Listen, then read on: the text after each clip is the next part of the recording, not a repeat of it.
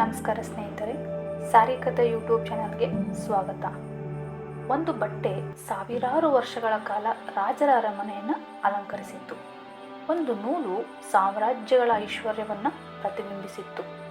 ಒಂದು ಸಣ್ಣ ಹುಳುವಿನ ಜೀವನ ವಿಶ್ವದ ಅತಿ ಮೌಲ್ಯಯುತ ಜವಳಿ ಉದ್ಯಮಕ್ಕೆ ಅಡಿಪಾಯ ಆಯಿತು. ಅದೇ ರೇಷ್ಮೆ.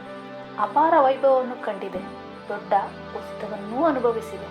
ಆದರೆ ಜವಳಿ ಜಗತ್ತಿನಲ್ಲಿ ತನ್ನ ಅಗ್ರಸ್ಥಾನವನ್ನು ಎಂದಿಗೂ ಕಳೆದುಕೊಂಡಿಲ್ಲ.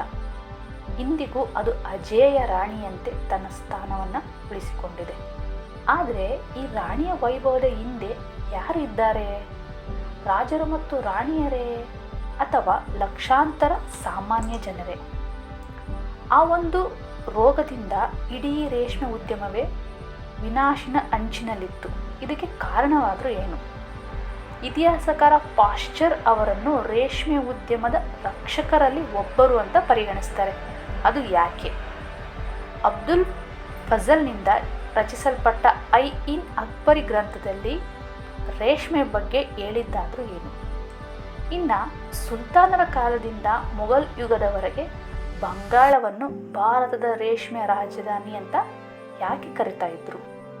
1628ರಲ್ಲಿ ಜಹಾಂಗೀರ್ ಅವರ ಆತ್ಮಚರಿತ್ರೆಯಲ್ಲಿ ರೇಷ್ಮೆ ಸೇರಿದ್ದಾದರೂ ಯಾವ ಕಾರಣಕ್ಕಾಗಿ? ಇಂದು ನಾವು ರೇಷ್ಮೆಯ ಇತಿಹಾಸದ ಪುಟಗಳನ್ನು ತೆರೆಯುತ್ತಾ ಅದರ ಬೆಳವಣಿಗೆಯ ಹಿಂದೆ ಇದ್ದ ಜನರ ಕಥೆಯನ್ನು ಅರಿಯೋಣ. ಇದು ರಾಣಿ ಮತ್ತು ಆಕೆಯ ಪರಿವಾರ. ಮಾನವ ಇತಿಹಾಸದಲ್ಲಿ ಅನೇಕ ಬಟ್ಟೆಗಳು ಹುಟ್ಟಿವೆ. ಹತ್ತಿ ಬಂದಿದೆ, ಉಣ್ಣೆ ಬಂದಿದೆ, ಲೆನನ್ ಬಂದಿದೆ, ನಂತರ ಕೃತಕ ನಾರುಗಳು ಕೂಡ ಬಂದಿವೆ.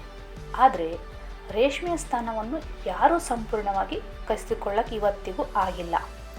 ರೇಷ್ಮೆಯ ಮೃದುವಾದ ಸ್ಪರ್ಶ, ಅದರ ವಿಶಿಷ್ಟ ಹೊಳಪು, ಅದರ ರಾಜ ಮರ್ಯಾದೆಯ ನೋಟ, ಈ ಕಾರಣಕ್ಕಾಗಿಯೇ ರೇಷ್ಮೆಯನ್ನು ಜವಳಿ ಲೋಕದ ರಾಣಿ ಎಂದು ಪರಿಗಣಿಸಲ್ಪಡ್ತಾರೆ.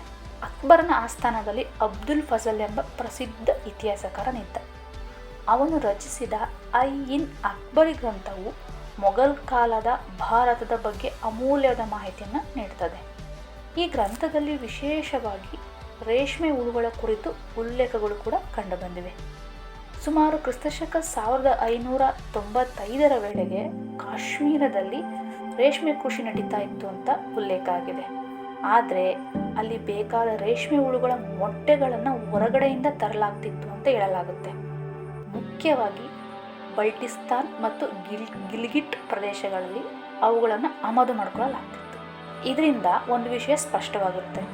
ಆ ಕಾಲದಲ್ಲಿ ರೇಷ್ಮೆ ಕೃಷಿಗಳ ಒಂದು ಪ್ರಾದೇಶಿಕ ಸಂಪರ್ಕಗಳ ಮೇಲೆ ಅವಲಂಬಿತವಾಗಿತ್ತು ಅಂತ ಹೇಳ್ಬಿಟ್ಟು ನಮಗೆ ತಿಳಿದು ಬರುತ್ತೆ. ಇನ್ನು ಸುಲ್ತಾನರ ಕಾಲದಿಂದ ಮೊಘಲ್ ಯುಗದವರೆಗೆ ಭಾರತದಲ್ಲಿ ರೇಷ್ಮೆ ಕೃಷಿ ಮೊಘಲ್ ಕಾಲದಲ್ಲಿ ಹುಟ್ಟಿದ್ದಲ್ಲ. ಅದರ ಆರಂಭ ಅದಕ್ಕಿಂತ ಹಿಂದುಗಡೆನೇ ಆಗಿತ್ತು. ಸುಲ್ತಾನರ ಕಾಲದಲ್ಲಿಯೂ ಸೀಮಿತ ಪ್ರಮಾಣದಲ್ಲಿ ರೇಷ್ಮೆ ಹುಳುಗಳನ್ನು ಸಾಕಲಾಗ್ತಿತ್ತು. ಬಂಗಾಳವನ್ನು ಭಾರತದ ರೇಷ್ಮೆ ರಾಜಧಾನಿ ಅಂತ ಹೇಳ್ಬಿಟ್ಟು ಕರೀತಾ ಇದ್ರು. ಮೊಘಲ್ ಯುಗದಲ್ಲಿ ರೇಷ್ಮೆ ಉತ್ಪಾದನೆಯ ಪ್ರಮುಖ ಕೇಂದ್ರವಾಗಿ ಹೊರಹೊಮ್ಮಿದ್ದು ಈ ಬಂಗಾಳ. ಅಲ್ಲಿಯ ಹವಾಮಾನ, ಸಮೃದ್ಧ ಭೂಮಿ, ಹೇರಳವಾದ ನೀರಿನ ಸೌಲಭ್ಯತೆ ಇವೆಲ್ಲವೂ ರೇಷ್ಮೆ ಕೃಷಿಗೆ ಅನುಕೂಲಕರವಾಗಿದ್ದವು. ರೇಷ್ಮೆ ಇತಿಹಾಸದಲ್ಲಿ ಕೆಲವು ಹೆಸರುಗಳು ವಿಶೇಷ ಸ್ಥಾನ ಪಡೆದಿವೆ. ಅವುಗಳಲ್ಲಿ ಮೊದಲನೆಯದು ಕ್ಲೈ ಲೆಂಗ್ ಶೈ. ಚೀನಾದ ಪುರಾಣಗಳ ಪ್ರಕಾರ ರೇಷ್ಮೆಯ ಆವಿಷ್ಕಾರದೊಂದಿಗೆ ಅವರ ಹೆಸರು ಸಂಬಂಧಿಸಿದೆ ಅಂತ ಹೇಳ್ತಾರೆ. ನಾನು ಇದ್ರ ಬಗ್ಗೆ ಒಂದು ಹಳೆ ವಿಡಿಯೋ ಮಾಡಿದ್ದೀನಿ. ಆ ವಿಡಿಯೋ ಡಿಸ್ಕ್ರಿಪ್ಷನಲ್ಲಿ ಲಿಂಕ್ ಕೂಡ ಕೊಟ್ಟಿರ್ತೀನಿ. ನೀವು ಈ ಕ್ಲೈ ಲೆಂಗ್ ಶೈ ಬಗ್ಗೆ ನೀವು ನೋಡ್ಬೋದು.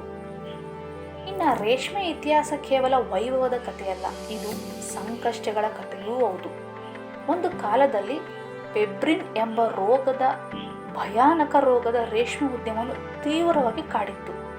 ಆ ಒಂದು ರೋಗ ರೇಷ್ಮೆ ಹುಳುಗಳನ್ನು ತುಂಬಾ ಬಾಧಿಸ್ತಿತ್ತು. ಸಾವಿರಾರು ಹುಳುಗಳು ಸಾಯ್ತಿದ್ವು. ಉತ್ಪಾದನೆ ತುಂಬಾ ಕುಸಿತು. ರೈತರು ನಷ್ಟ ಅನುಭವಿಸಿದರು. ಉದ್ಯಮ ಅಪಾಯಕ್ಕೆ ಸಿಲುಕಿಬಿಡ್ತು.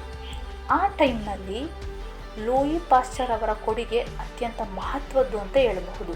ಆ ಸಂಕಷ್ಟದ ಸಮಯದಲ್ಲಿ ವಿಜ್ಞಾನಿಗಳ ಪಾತ್ರ ಕೂಡ ಅತ್ಯಂತ ಮಹತ್ವದ್ದು. ಅವರಲ್ಲಿ ಪ್ರಮುಖರಾಗಿರ್ತಕ್ಕಂಥವ್ರು ಲೂಯಿ ಪಾಶ್ಚರ್. ಇವರು ರೋಗಗಳ ಕಾರಣಗಳನ್ನು ಅಧ್ಯಯನ ಮಾಡಿದರು ಫಸ್ಟು. ನಂತರ ಪೆಬ್ರಿನ್ ರೋಗದ ಕುರಿತು ಸಂಶೋಧನೆಗಳನ್ನು ನಡೆಸಿದರು. ರೋಗಗ್ರಸ್ತ ಮತ್ತು ಆರೋಗ್ಯಕರ ಹುಳುಗಳ ನಡುವೆ ಇರ್ತಕ್ಕಂತಹ ವಿಧಾನವನ್ನು ಗುರುತಿಸಿ ಅದನ್ನು ಅಭಿವೃದ್ಧಿಯನ್ನು ಪಡಿಸಿದರು. ಇದರ ಪರಿಣಾಮವಾಗಿ ರೋಗ ನಿಯಂತ್ರಣವನ್ನು ಸಾಧಿಸಿತು. ರೇಷ್ಮೆ ಉದ್ಯಮ ಮತ್ತೊಂದು ಲೆವೆಲ್ಗೆ ಚೇತರಿಸಿಕೊಳ್ಳತೊಡಗಿತು. ಆದ್ದರಿಂದ ಅನೇಕ ಇತಿಹಾಸಕಾರರು ಲೂಯಿ ಪಾಸ್ಚರ್ ಅವರನ್ನು ರೇಷ್ಮೆ ಉದ್ಯಮದ ರಕ್ಷಕರಲ್ಲಿ ಒಬ್ಬರು ಅಂತ ಹೇಳ್ಬಿಟ್ಟು ಕರೀತಾರೆ. ಜಹಾಂಗೀರ್ ಕೇವಲ ಚಕ್ರವರ್ತಿ ಅಷ್ಟೇ ಅಲ್ಲ, ಅವರು ಪ್ರಕೃತಿ ಅಧ್ಯಯನಕಾರರು ಕೂಡ ಆಗಿದ್ದರು. ಅವರ ಆತ್ಮಚರಿತ್ರೆಯಲ್ಲಿ ಅನೇಕ ಪ್ರಾಣಿ ಪಕ್ಷಿಗಳ ವಿವರಗಳು ಕೂಡ ಇವೆ. ಅದರಲ್ಲಿ ಮುಖ್ಯವಾಗಿ ಕುತೂಹಲಕರವಾಗಿ ಗಮನಿಸಬೇಕಾದ ಅಂಶ ಏನಂದರೆ ರೇಷ್ಮೆ ಕೃಷಿ ಬಗ್ಗೆ, ವಿಶೇಷವಾಗಿ ಅದರ ಬೆಳವಣಿಗೆಯ ಬಗ್ಗೆ, ಅದನ್ನು ರೂಢಿಗತವಾಗಿ ಹೇಗೆ ಮಾಡಬೇಕನ್ನೋದ್ರ ಬಗ್ಗೆ ಉಲ್ಲೇಖವನ್ನು ಮಾಡಿದ್ದಾರೆ. ಇದರ ಪರಿಣಾಮವಾಗಿ ಆ ಕಾಲದಲ್ಲೇ ದಾಖಲೆಗಳಲ್ಲಿ ರೇಷ್ಮೆ ಹುಳುಗಳು ಮತ್ತು ಅವುಗಳ ಸಾಕಾಣಿಕೆಯ ಕುರಿತು ಅಮೂಲ್ಯವಾದ ಮಾಹಿತಿಯನ್ನು ನಮಗೆ ದೊರಕಿಸಿಕೊಡ್ತವೆ. ಯಾವುದೇ ರಾಣಿ ಒಬ್ಬಳೆ ರಾಜ್ಯವನ್ನು ಕಟ್ಟಲು ಸಾಧ್ಯವಿಲ್ಲ. ಅವಳ ಹಿಂದೆ ಅನೇಕ ಜನರು ಪರಿಶ್ರಮ ಇರ್ತದೆ. ರೇಷ್ಮೆ ಕಥೆಯು ಕೂಡ ಅದೇ. ನಾವು ನೋಡೋ ಒಂದು ರೇಷ್ಮೆ ಸೀರೆ ಹಿಂದೆ ನೂರಾರು ಕೈಗಳ ಶ್ರಮ ಅಡಗಿದೆ. ಮೊದಲು ರೈತರು ತೂತ ಮರಗಳನ್ನು ಬೆಳೆಸ್ತಾರೆ. ಅವುಗಳ ಎಲೆಗಳನ್ನು ರೇಷ್ಮೆ ಹುಳುಗಳಿಗೆ ಆಹಾರವಾಗಿ ನೀಡ್ತಾರೆ. ರೇಷ್ಮೆ ಹುಳುಗಳನ್ನು ಸಾಕುವವರು ಹಗಲು ರಾತ್ರಿ ನೋಡ್ಕೊಳ್ತಾರೆ. ನಂತರ ಅವು ನಿರ್ಮಿಸಿರುವ ಗೂಡುಗಳಿಂದ ನೂಲುಗಳನ್ನು ತೆಗಿತಾರೆ. ನೇಕಾರರು ಆ ನೂಲುಗಳನ್ನು ಬಟ್ಟೆಯಾಗಿ ಪರಿವರ್ತಿಸ್ತಾರೆ. ಇನ್ನು ಕುಶಲಕರ್ಮಿಗಳು ಮತ್ತು ಕಲಾವಿದರು ಅದಕ್ಕೆ ಸುಂದರವಾದ ವಿನ್ಯಾಸಗಳನ್ನು ನೀಡ್ತಾರೆ. ವಿಜ್ಞಾನಿಗಳು ರೋಗಗಳ ವಿರುದ್ಧ ಹೋರಾಡ್ತಾರೆ. ಇನ್ನು ತಂತ್ರಜ್ಞಾನದ ಹೊಸ ವಿಧಾನಗಳನ್ನು ಅಭಿವೃದ್ಧಿಪಡಿಸ್ತಾರೆ. ನೀತಿ ನಿರೂಪಿಸುವವರು ಮತ್ತು ಆಡಳಿತಗಾರರು ಉದ್ಯಮವನ್ನು ಬೆಳವಣಿಗೆಯ ಬೆಂಬಲವನ್ನು ನೀಡ್ತಾರೆ. ಹೀಗೆ ಲಕ್ಷಾಂತರ ಜನರು ಒಟ್ಟುಗೂಡಿದ ಶ್ರಮವೇ ಈ ರೇಷ್ಮೆಯನ್ನು ವಿಶ್ವದ ಅತ್ಯಂತ ಪ್ರತಿಷ್ಠೆ ಜವಳಿಯಾಗಿ ರೂಪಿಸಿವೆ. ಅಪಾರ ವೈಭವವನ್ನು ಕಂಡ ಈ ರಾಣಿ ಅನೇಕ ಸಂಕಷ್ಟಗಳನ್ನು ಕೂಡ ಎದುರಿಸಿದೆ. ಇಂದಿಗೂ ತನ್ನ ಗೌರವವನ್ನು ಉಳಿಸಿಕೊಂಡಿದ್ದಾಳೆ. ಆದರೆ ಆಕೆಯ ಹಿಂದೆ ಇದ್ದ ಪರಿವಾರವನ್ನು ನಾವು ಯಾವತ್ತೂ ಮರಿಬಾರದು. ಏಕೆಂದರೆ ರೇಷ್ಮೆಯ ಒಳಗಿನಲ್ಲಿ ಕಾಣುವುದು ಕೇವಲ ನೂಲಿನ ಮಿನುಗಲ್ಲ, ಅದು ಲಕ್ಷಾಂತರ ಜನರ ಪರಿಶ್ರಮದ ಪ್ರಕಾಶ. ಇದೇ ರಾಣಿ ಮತ್ತು ಆಕೆಯ ಪರಿವಾರದ ಕತೆ. ಇದೇ ಥರ ಕ್ಯೂರಿಯಾಸಿಟಿ ಇರ್ತಕ್ಕಂಥ ವಿಡಿಯೋಗಳ ಬಗ್ಗೆ, ರೇಷ್ಮೆ ಉದ್ಯಮದ ಬಗ್ಗೆ ನೀವು ತಿಳ್ಕೋಬೇಕು ಅಂದರೆ ನಮ್ಮ ಸಾರಿಕತೆ ಯೂಟ್ಯೂಬ್ ಚಾನಲ್ನ ಸಬ್ಸ್ಕ್ರೈಬ್ ಮಾಡಿ, ಫಾಲೋ ಮಾಡಿ, ಶೇರ್ ಮಾಡಿ, ಲೈಕ್ ಮಾಡಿ, ಕಮೆಂಟ್ ಮಾಡಿ. ಎಲ್ಲರಿಗೂ ಧನ್ಯವಾದಗಳು.